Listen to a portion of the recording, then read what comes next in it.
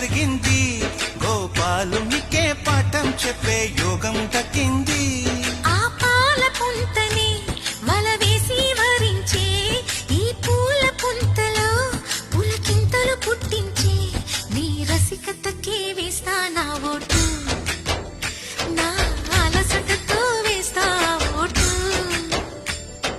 చిన్నగా చిన్నగా చిన్నగా మది కన్నులు విప్పిన కన్నెగా నీ మగసిరికే